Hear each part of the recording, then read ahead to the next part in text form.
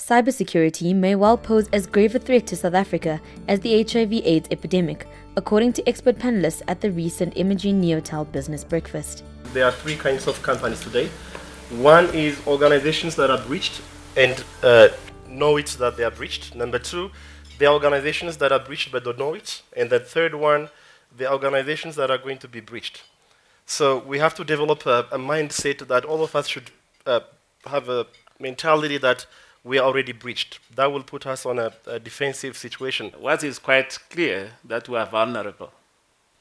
We are not the only one who's vulnerable because of the openness of the information networks. Everyone is vulnerable. So this is a topic which is worrying every government everywhere. So as a government, we have got a responsibility to try and coordinate the response to deal with this. As you know, the state also is keep a lot of databases of citizens, from your normal databases of your identity systems, your licenses, your house, and all. We keep all these things from municipality to a national level. So the first thing is to try and protect those databases. That's what they are talking about, protection. And that's what we normally call valuable information in the hand of the state, that it needs to be protected so that no unauthorized person can get access to it or manipulate it, because information, as you said, is value. It can be either value commercially, politically, or otherwise. One of the biggest dollar breach journals that comes out every year is Verizon's dollar breach journal. And they reckon that a dollar breach happens, and then about 270 days later, the company only realizes that they've actually been breached. So it's a matter of trying to discover quicker that something has gone wrong. The second level is that we have then said, because we have got uncoordinated response as a nation as a whole, even as a state. Last year, as government, we have adopted a framework, and we are currently busy developing what they call cybersecurity policy. And we hope that once we have finalized these initial inputs, we're going to put this into the public so that we have a comprehensive response which deals with all these aspects, from prevention and how do we deal with these challenges.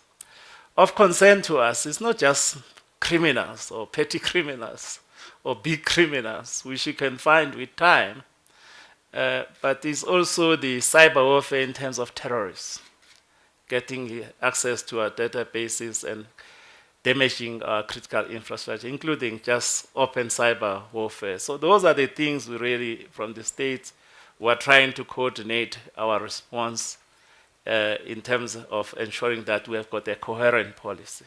Something becomes a national crisis when it affects everybody. Currently, government is hacked, police websites are hacked, banks are losing millions and billions. The statistics is South Africa lose about 2 billion a year.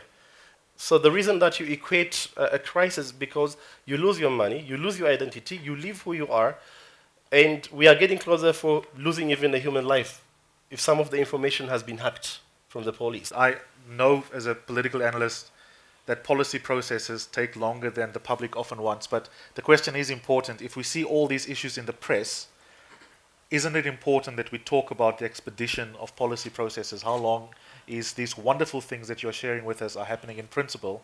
How long in terms of timeline? Now, like I've said, we have given a deadline that by August this year, we should be going back to cabinet and then go back to the public. He's shaking his head disappointed there. It is important. It is important. Much as we wanted to have this thing finalized with government in March. But as you do these things, you discover certain challenges. You must deal with those challenges. I personally believe, as a cybercrime evangelist, as much as care was given for HIV/AIDS or crime, hijack, cybercrime has come to a situation where it is a national crisis. And this is one of the events in South Africa where Honorable Minister, a cabinet minister, a consultant, a bank come together. Really, cybercrime is no longer a criminality. It is a national security crisis.